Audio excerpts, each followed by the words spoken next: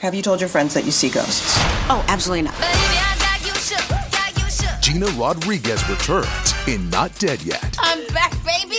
Who is up? Oh, she's the obituary writer. And Brad Garrett joins the brilliant ensemble cast. Titan, Maverick, Titan of all Mavericks. These are all words used to describe me. Not Dead Yet. Season premiere. Tonight, 8:30, 7:30 Central on ABC. And stream on Hulu.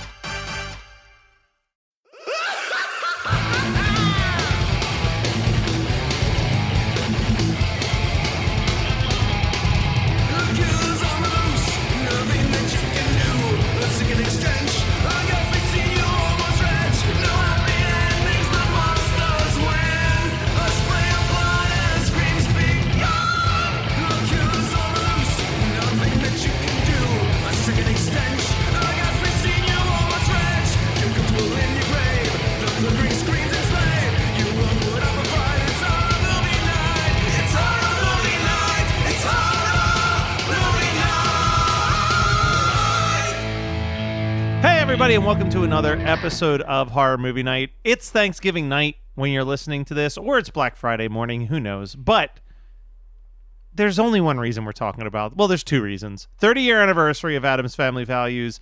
And yes, could we watch something like Thanksgiving that's actually at Thanksgiving time?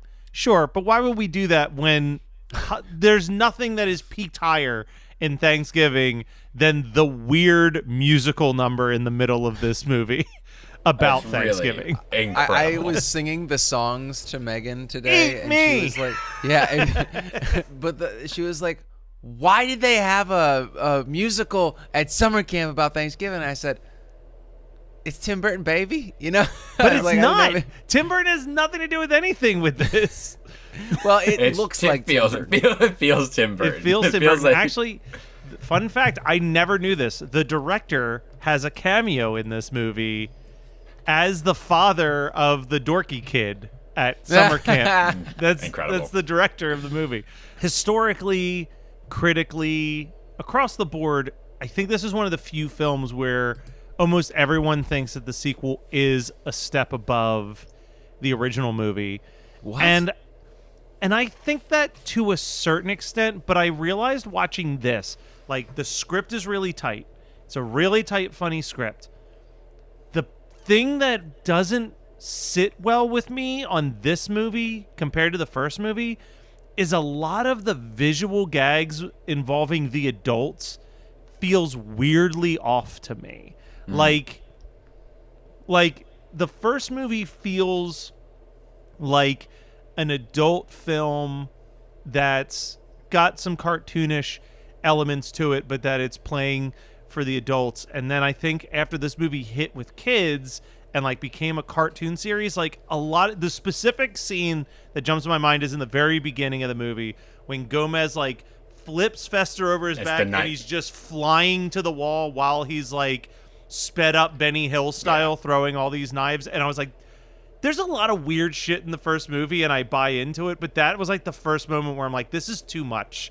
Like, this, so like, here's the question: do they not do any of that sped up stuff in the first movie? Because I mean, I've watched it in the last 5 years. I just can't remember. I mean, we did it, I think, 2 years ago as a Halloween episode. Oh, and that's right. And that was 2 years ago. Yeah, and there is elements of that where like, but there was something about the way it's handled specifically with Gomez and Fester throughout the movie that feels like just a little off for me. And I feel it is the biggest strike on this movie, I think, is that because the entire story with Wednesday and Pugsley is fantastic from front to back. Everything with Debbie is so fucking funny and well done. Joan Cusack is so good. Like I don't necessarily think that like Joan Cusack's underrated, but maybe underappreciated. Like I think that like whenever she's talked about, like she's always held in high regard, but like she could use more love. Like she's so great. There are everything shots that she does. I would never say that I think of Joan Cusack as a scary actress, but there are shots in this movie where I'm like, dude, Joan Cusack should have played way more female killers in her. Like when she's just like standing there holding the shovel after she gets engaged. Like it is a horrifying shot with the lightning going and everything. They I don't definitely have anything negative to say about this movie, guys. Like, No. I think that the original has more rewatch potential for me. Just always has. I don't know why, but this movie, I have no notes. Not no notes. I have no negative things. I have no like critique of it but just let me finish this thought. I prefer the first movie, but I do not think that this movie has anything bad in it. no. So, I'm shocked that people say that this movie is better because I did not know. Because I hold them equal. I think that I prefer the first one as well, and I think that that's also nostalgia. Like, I really grew up with that first movie early on. I do think that this has a better script. I think that there are better jokes written into this movie than the first one. Just in like it's that quick dialogue. Like, early on, Debbie shows up and Gomez, Morticia says, "Isn't he a lady killer?" And he just very quickly goes, "Acquitted." Acquitted. I think that you're right. A lot of it, the speed It's snappy. at which It's snappy. Yeah. the jokes, the beats are so short, Like- but they do leave room to breathe. I think that that's the comedic timing may be better in this movie, but I still I think I prefer the first movie because it's so much darker visually. Yeah. And like the gore, there's gore in it. You Yeah, know? there is gore in it. I really so- don't remember the first movie like at all. man. You I should think I grew rewatch up it. watching this more than the first one. I mean, I There's might have watched the definitely- first one, but There's I don't two. remember. There's a line of dialogue that I think I've just always missed until this viewing that made me laugh out loud.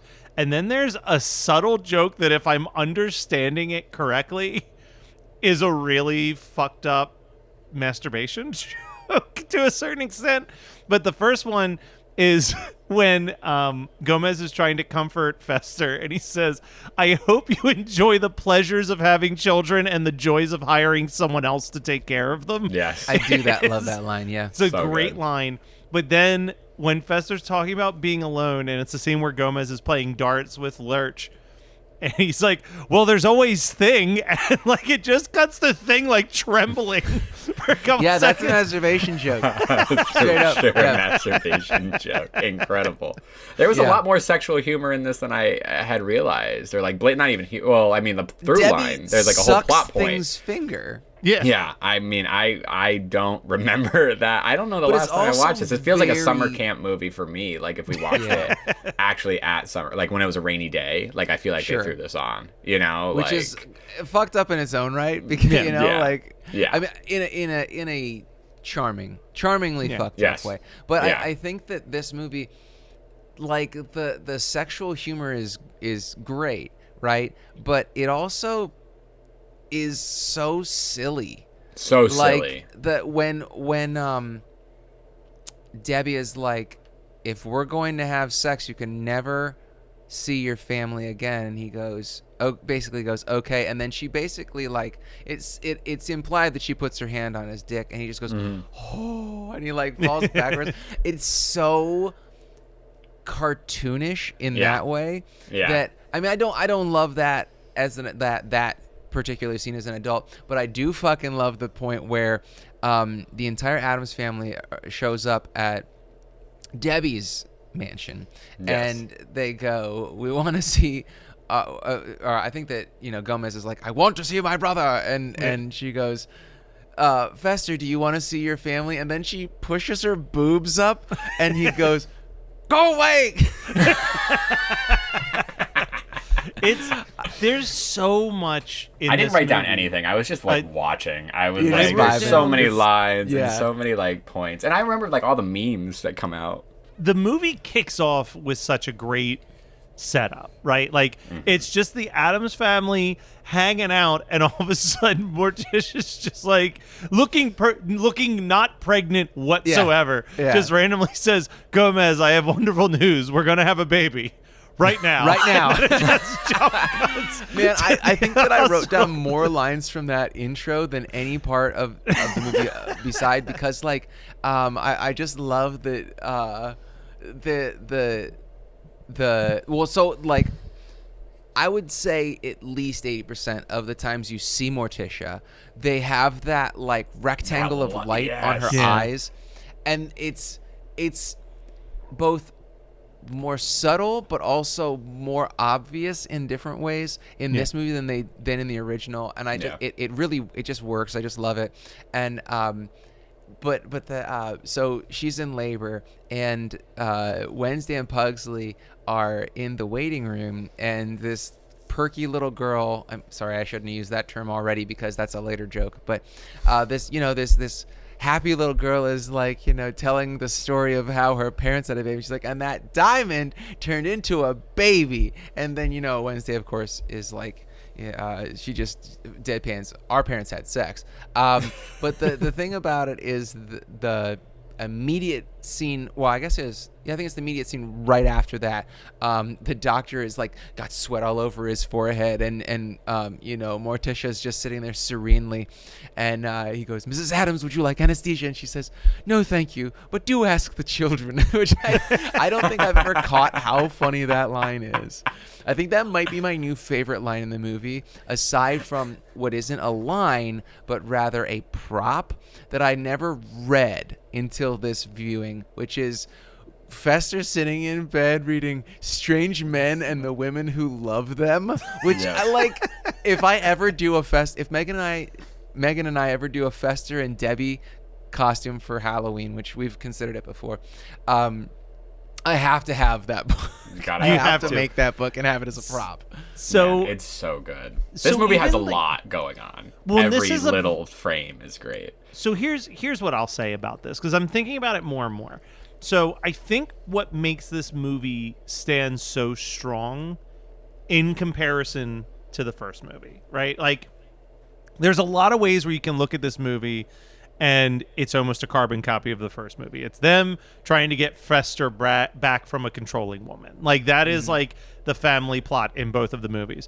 But I think what the big difference is with this one is we get way, way, way more of the Addams family out of their element in the real world through the Wednesday and Pugsley at summer camp, because this movie becomes scathing towards like the elite, towards like summer camp.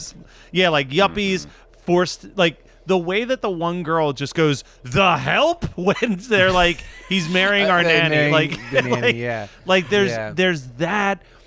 There's a meme that everyone has seen now. It's probably one of the most famous like things that people post as stills, and the joke is funny, but I think looking at it in images, the quickness of it is lost. Is when they're doing the swimming thing, and he goes, "I need someone to be the lifeguard and someone to be the victim," and the girl, I think her name's Becky, goes, "I'll be the victim," and Wednesday says, "All your life." But like when you see it in meme form, I don't think the quickness in which Christina Ricci delivers that line just before the girl's next line, like I think that's where the funniest part of it is that the timing of it. The timing is perfect, because it's literally like, "I'll be the victim all your life. I'm going to be an actress when I grow up." Like I was waiting for that line, and I almost like not missed it, but I didn't realize that like it was happening. It happened so fast. Like it happened so fast in the actual It's an aside movie. more than a punchline. Than an actual like, punchline, right? And the way that it's memeified, it comes across as a punchline, but it's really nice, like an under your breath sort of situation. But you it's also great. get, I heard Kyle, what did I hear? What the hell was that? "Don't call us cute" from Little House. Oh, very nice. I was just like, this is the most Wednesday Addams looking can that I could have gotten. So I thought that was and great. Matt's partying with us too. He's I got a just saw liquid that death, too. a black liquid death, the carbonation. And What do you got, Scott? I was having the hardest time figuring out what to have, so I figured that the most Gomez thing to drink is some port. Yes. So I mean, man. I was really racking my brain trying to find some sort of like, I should have had some of that disgusting mezcal you talked about with the chicken drippings. With the pachuga. Yeah, because I mean, it's the only liquor that I can think of that has poultry fat in it. Yeah. Rendered Well, can you poultry can fat. you technically have that? I wouldn't want to. Fuck no! It's not that I can't. I'm not going to keel over. Right. I know. I Can't was not the right word. Like, even if I still Even- ate animals, I would be absolutely disgusted. Yeah. Oh, do Yeah. you want to drink some liquid poultry fat? No, I do not. So look, there's some things that people do Okay. that's just fucking gross, right? And I got to give a shout out to a podcast on the Geekscape Network for the most disgusting thing I've ever had to listen to while driving. Oh boy. The gaming podcast Dynamic Resolution. The one co-host was explaining that milk doesn't add any flavor to Oreos, and that's why he chooses to dip his Oreos in water instead of milk. And then they did a taste test as a group with glasses of milk and water and dipping different cookies into both liquids to determine if it changed the flavor or not. And listening to that for 20 minutes was the worst time I've ever had driving in my car. Was it just mastication? Is that all you heard the whole time? Because that sounds awful. It sounded terrible. Yeah. So Well, okay, you know, Wait. before we go any further about her name was Amanda. She's played by Mercedes McNabb. she was the Girl Scout cookie girl in the first She was movie, also in the yeah. first one, exactly. I didn't watch Buffy the Vampire Slayer, the TV show, when it was on. I watched it after I watched a couple episodes in college with one of my close friends because she was obsessed with it. But really, I burnt through the entire series. Is that Harmony? That's Harmony Kendall. Oh my yes. god. Who's But also, also, in Hatchet. she's been in 2 Hatchet movies. Yeah.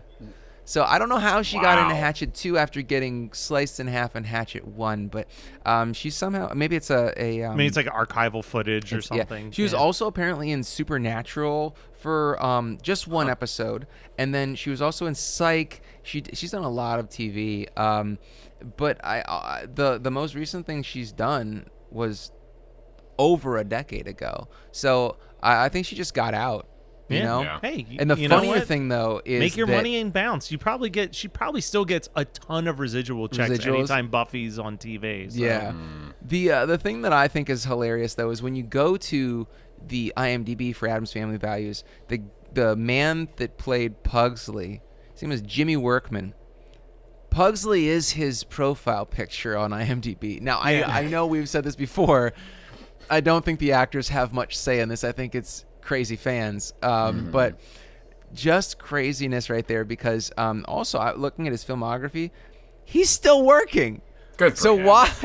why is there Why a is Pugsley 30-plus-year-old picture? That picture Yeah. is actually from the first movie because And it's not like he's doing like I don't know, like conventions or something, and he knows that this is like what will get him, Well, yeah, like yeah. out there. Like you can to change. be fair though, I don't know anything that he's worked on. I haven't watched any sure. of this shit. So the other funny Pugsley thing, we'll Pugsley. say this. I did check IMDb to see if this was his headshot. It is not.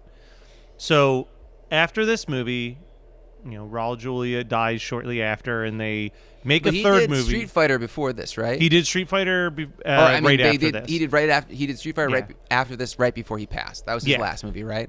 So they made a third Addams Family movie, Addams Family Reunion. It was straight to DVD. They recast most of it. Tim Curry plays Gomez in it. The actor that they cast to play Pugsley in Addams Family Reunion has a very infamous headshot that you will know as I'm going. the Milady meme. Oh no! Oh no! Uh-oh! Okay, hold on. Is that really him? That was one of his acting headshots that he took like years after that movie, and someone found it and turned it into the Milady meme. Oh, that's a real bummer. No. I He was didn't even also know in this. Freaks and Geeks. He Daryl was- Hannah was Morticia. yeah, it's a wild movie. It's not a good movie. We'll never cover it. But Jerry Messing. but I want to talk about some Jerry of the, Messing was the friend. That's so funny because I just sent you guys, or did I send it to both of you or just you, Matt? I think I sent it to both of you guys. That scene from Freaks and Geeks with the fart. when of the fart chair, yeah, and Yeah. and he's in that scene. That was like within the past week. Yeah, no, it's all right. Haley Duff. So I do want to talk about some of the cameos in this movie, because I think someone who steals almost the entire movie in a single scene is Nathan Lane as the cop dealing with the Addams family. I don't.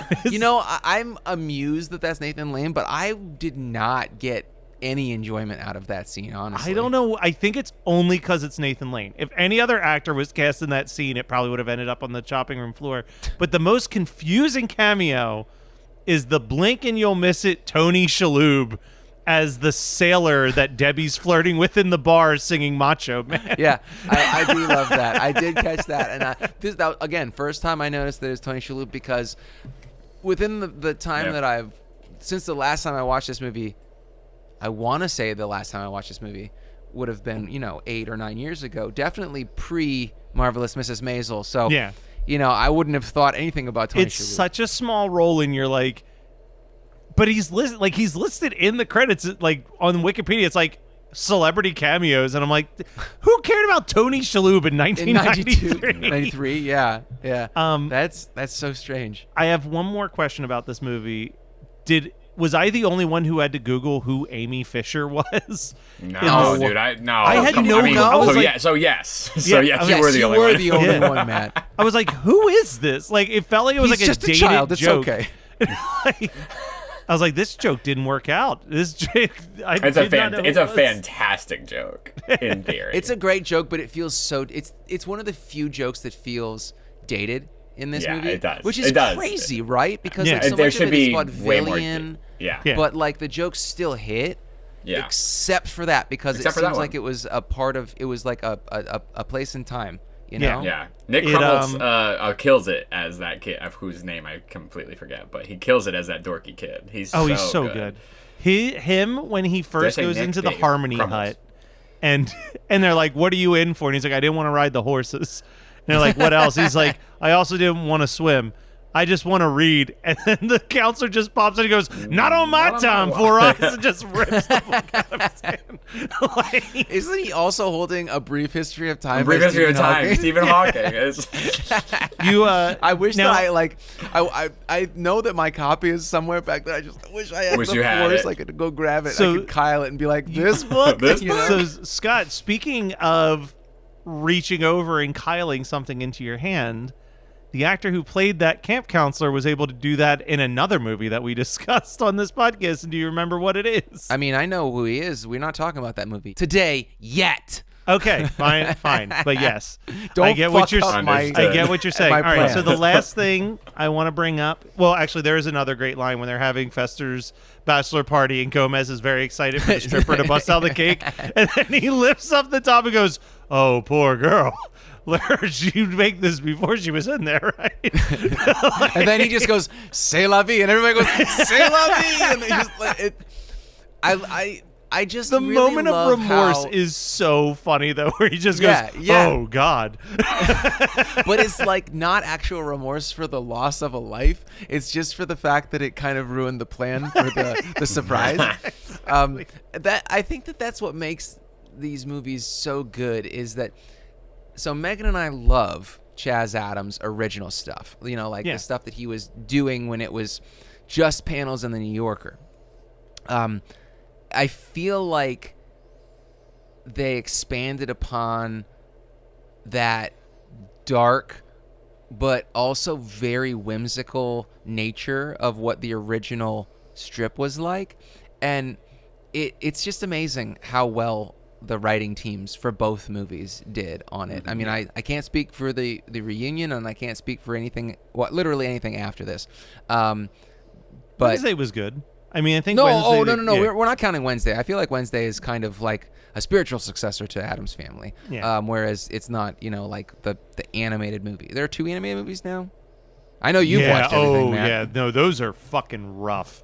Those is like you know that I love animated films, but I love animated films because sometimes there's kids humor mixed into it, Right. but there's there's adult humor mixed into it, and then there's those films where like the entire joke is just like, we're gonna play a popular song and these characters are gonna dance funny for 3 minutes, and that is like 50% of both of the Addams Family animated hate movies. Where I'm that. just like, how can you do this?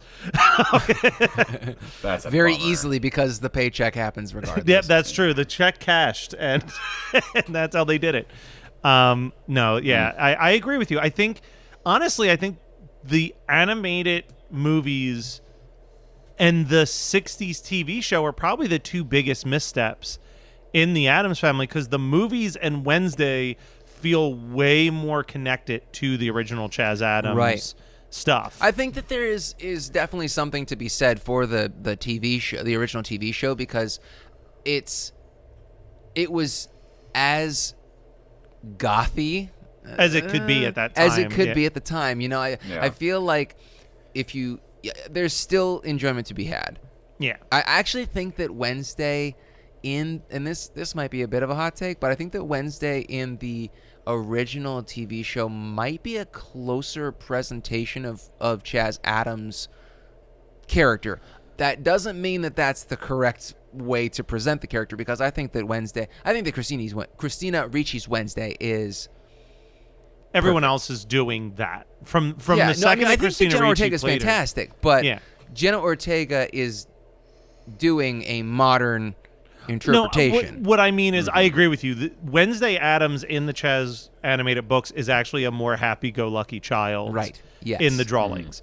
Whereas once Christina Ricci stepped into those sarcastic boots, it was like anything that happened with the Addams Family past that point, Wednesday was the wise beyond her years, monotone, sarcastic character. Like, even in the animated movies, they still keep that element of like monotone, sarcastic, smarter than every adult and everyone else in the family type vibe, which definitely, it's weird to compare because I'm pretty sure the Addams Family comics, for most of them, don't even have like a dialogue piece at the end. It is literally just the art is the A joke. significant point of them is just kind of like you see the aftermath of the thing, and it makes it funny in that way. But It's that's also not, I'm because saying it was it's just a not different. like it's not like a Far Side comic where you have the drawing and then at the bottom is a Yes. punchline to connect with the No, drawing. It's very, just the very drawing. little.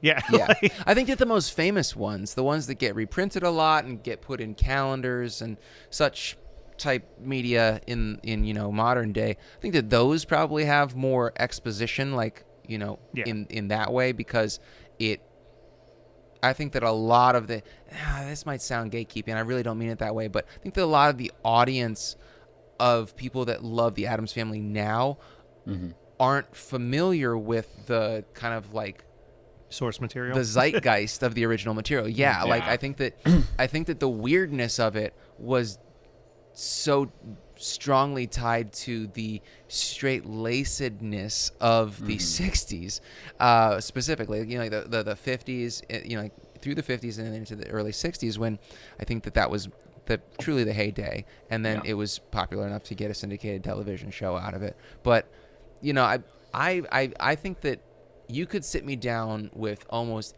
any Addams Family material and I would be happy. Yeah. Even the bad, I just love the concept so much. Now there's one thing that is pretty bad in this movie.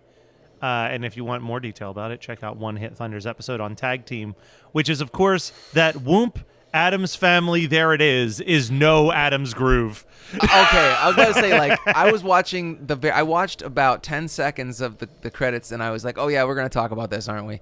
But you still love Whoomp Addams Family. It's know because you, it's Matthew. such a lazy phone-in. Like, Right. Yeah, they got Okay, paid it's got to its just. charm. They spent an hour in the studio just changing the lyrics, and they got paid handsomely for it. Well, Let me then see if I they can then they pull do these up real that quick. 2 decades later with whatever this ice cream commercial was that they did. Scoop, there it is. Scoop, there it is. Yeah. So, yeah, God. which is honestly, it's so good. I When can't that was believe I haven't running, seen that on Tubi yet. Yeah. I don't know. Let me see if I can pull this up real quick, because I I don't know where do. we've seen it. Man, we're going down a deep dive for a second. So, Addams Family Whoop is the official name of the song. Okay. Bummer. But It's a the fucking thing that That was bummer. my first mistake we right there. figured out is that not only is this a shameless just they're doing tag teams whoop there it is, but from the lyrics you can almost conclude that they were not shown any footage of this movie, because the first verse is just back again, the Addams family, new baby in the house, that makes 3. Wednesday, Pugsley, Lurch, you ring it, Fester, Grandmama, and Thing. Wait, you can't forget Cousin It. Tag team raps another party hit. The Addams family movie thing. Gomez, Morticia, come on, sing. Just naming, just like, here's all the things we know about the Addams family. Pubert. Just hashtag justice for Pubert, you know? Please, somebody. Hey, do you have an idea for a podcast but don't know where to start? Or do you have an already existing podcast that you want to take to the next level? Well, check out WeKnowPodcasting.com. From concept development to theme music to editing to logos, WeKnowPodcasting.com is a one-stop shop for all things pod. Don't hesitate to hit us up. We're very nice. You know, as of recording, this was election day, so this was voting day, right? Megan and I went on our lunch hour to go vote, do our civic duty, and we saw our friend with their new baby. And first of all, I didn't see that it was our friend. I just saw that this woman had, like a baby carrier that she had set on the ground where next to her while she was signing her paper, or she's doing the e-signature so that she could get her ballot. And I turned to Megan and I go, that baby's not old enough to vote. And then she turns around and I'm like, then we give her a hug, and then she votes and we vote, and we leave and we get in the car and I go, you know what that baby needs? That baby needs a mustache. That baby needs a little mustache. Nothing cuter than a baby with a adorable. mustache. Unreal. So I'm taking that one to the grave, man. Yeah. That's super important. You need to have a mustache as a baby. I also right, well, love that Pubert is like supposed to be days old and has a full head of it's hair. huge. Everything. Huge. Slicked back. So I don't think any of us need to save the night, because the night's already saved. We watched No, this is the the Addams best Family Values. But what would we watch along with it? Scott, I feel like I may have almost ruined yours, so I'll let you go You first. already did. So I was going to go with Ghostbusters 2 because we have... See, we could also Kyle do didn't Demons. get it. The audience might be lost. Kyle's a child. Happy birthday, by the way. Happy I belated have the birthday by one day. Ghostbusters 2 young adult novelization in the pile on the table. Why that is isn't not. it within... I've moved my office upstairs for the winter because I cannot be in the dreary, drafty Very basement true. working. I will fucking lose it. So I am upstairs now. Well, so here's the thing is that Matt kind of ruined it for me. So I'm going to go with a little bit of an out there pick instead, because Pugsley's haircut is just atrocious. So bad. You know who else had that haircut? Killer Nerd. Now, Killer Nerd is a bad movie, and I Very don't bad mean in movie. a so bad it's fun movie. It's just torture.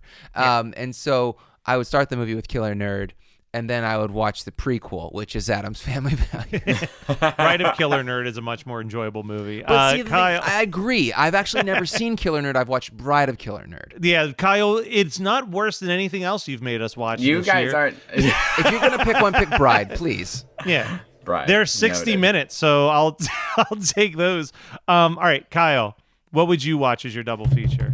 Reachy double feature. Casper. A double reacher? Ooh. Double reacher. I hardly know her. Oh God. I'm going for the biggest stretch of all of us then, because my double feature, another movie where the underdogs take over the camp, Heavyweights. Wow. Now that would be That's fun. pretty- Wait, that's wait, pretty wait. awesome. Is that you could? Oh, dude, you fucked up. Camp fucking Nowhere. Christopher I Lloyd double considered feature. Camp Nowhere, but I literally have not seen that movie in 20 years, and I know I've that I only love seen it Heavyweights. once. Megan and I watch Heavyweights like every 3 years, right? Yeah. But we watched Camp Nowhere. It was my first watch. Definitely not her first, but my first Yeah. watch. It was during lockdown in 2020, and I was like, It holds "This is up? fun," but All right. it's fine. But it's Because I just- remember it's no I went back Heavyweights. to revisit Bushwhacked, which was also the other movie I think of from that time period, and that did not hold up. No. let's just say Bushwhacked is the worst, but Yeah. I'm not saying that Camp Nowhere is a classic. All right, fair enough, fair enough. All right, guys, real quick, we will do our beloved segment. What's going on?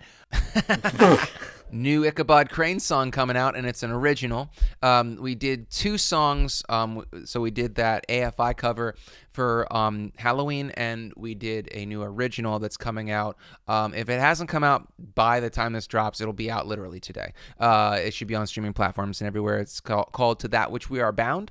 And I have been having a blast as of the recording of this, fucking with Midjourney, the AI art engine, to try and create a Frank Frazetta, Boris Vallejo inspired fantasy piece of artwork, like 70s fantasy book artwork, with like a leech monster kind of like on somebody's neck. It's hard, man. Like, you have to know exactly what to tell the AI, because I'm not worried about Judgment Day anymore. There will be no robot overlords because they're fucking stupid. That's They my thought can't do process it. anytime I use voice to text or autocorrect. Yeah, I'm like, this thing hasn't figured out my patterns in 10 years. So, Scott, I'm really interested to see if other listeners have had this experience. But on Spotify, there's the Discover Weekly, which is like, it makes a playlist every Tuesday of 20 to 25 songs that they think that you would like based on your listening habits. Very concerned about your Discover Weekly. Ichabod Crane's Fall Children showed up on mine last week. And what I'm wondering is if it's because I follow the Horror Movie Night podcast on Spotify. So I'd love to hear if any other listeners had the algorithm push that to them, because that would be awesome. Because we're not like, can you follow people on? You can follow artists too. I Yeah, just you can- followed the band. Yeah. Because I knew that last time I had checked, it wasn't on Spotify yet. Well, this was when you had first dropped it. Yeah. It took a little bit because it's a cover. Oh, one thing I wanted to tell the listeners, which you 2 guys know, is that once I saw that our Fall Children cover was on Apple Music, I told the lady in the box to play it. She played it, and I enjoyed hearing my witch screams and cackles through the echo. And the next song that played was Static X, Push It.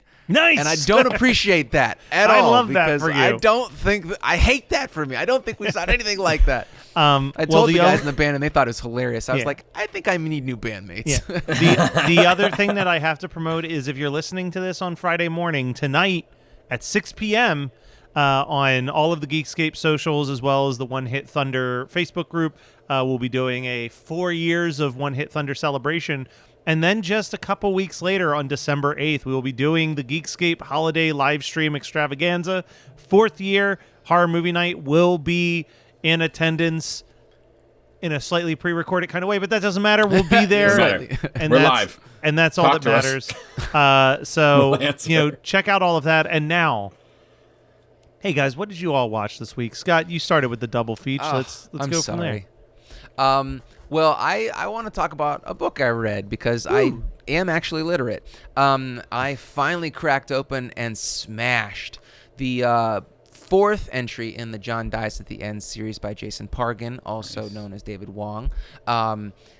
It's called If This Book Exists, You're in the Wrong Universe. I bought it in January, and it took me until November to finish it, just because I had other books that were higher up in the queue, and I loved it. I think I loved it as much as John Dies at the End. So I would say that This Book Is Full of Spiders is by far the best in the series. And then I would say that John Dies and If This Book Exists are about neck and neck in second. And then I would say that the third book is just okay. I liked it, but I felt like it was kind of, it wasn't super scary. And This Book Is Full of Spiders, I think, is actually a horror book. The rest are like comedy horror, but it also wasn't funny enough to make up for the fact that it wasn't, and it felt very convoluted. But I felt like the comedy in If This Book Exists was right there with John Dies at the End, so highly recommend. So I watched, I don't remember how we got on this, but my buddy Evan, Carly, and I watched Pirates of the Caribbean: Curse of the Black Pearl again for the first time. I mean, and again for the first time. No, I get what you're saying, because the first I watched that time movie in, like 10 times in the year that it came out, and then never thought about this it is again. This is what I'm saying. Thank you. I don't know. There's no real phrase for that, but what an interesting little time capsule. I remembered every like beat of this, but then was also pleasantly surprised by remembering and then also seeing it again, and then like rethinking about the scale in which this movie was made, and then like sort of like, wait, is that the I don't first know. one?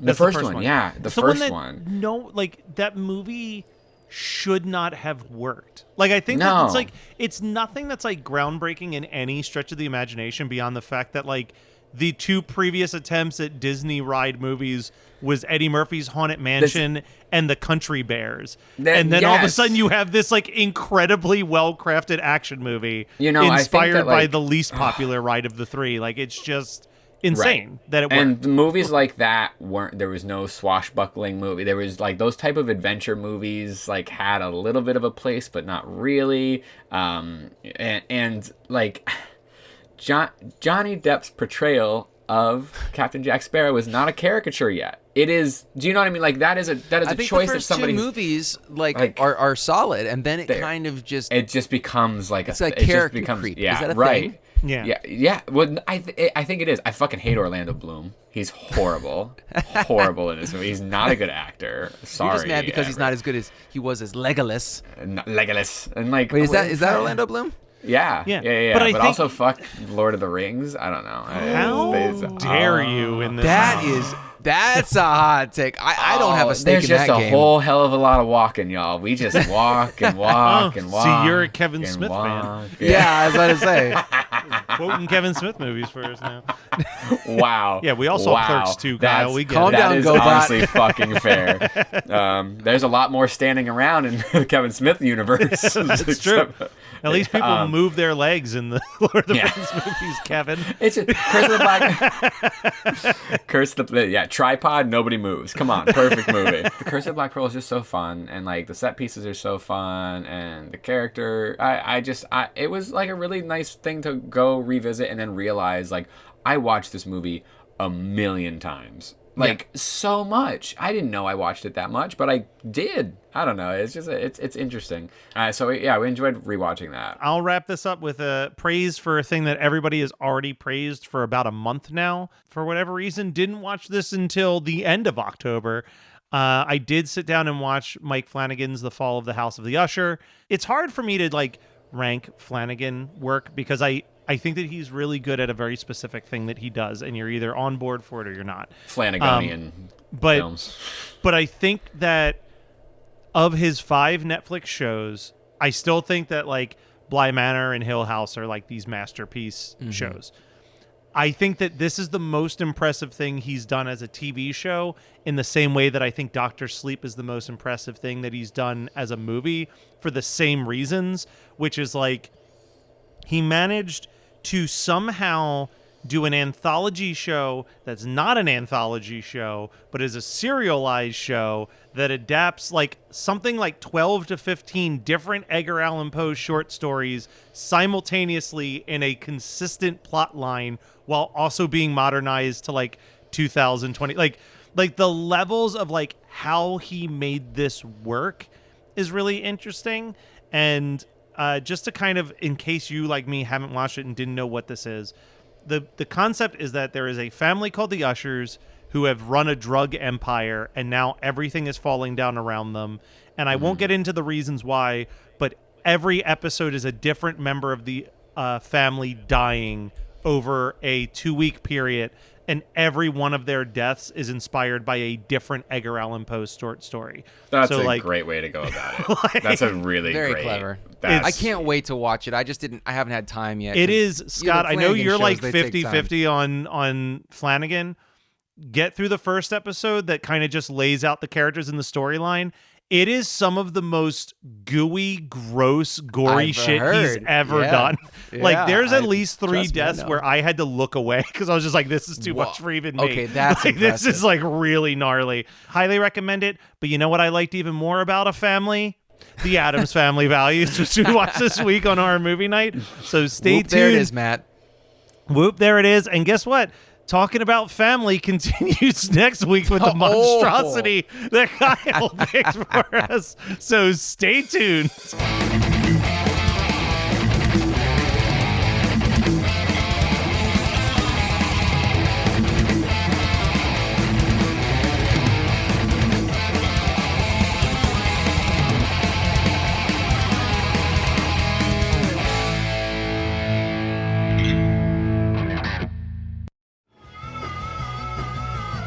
You're listening to the Geekscape Network.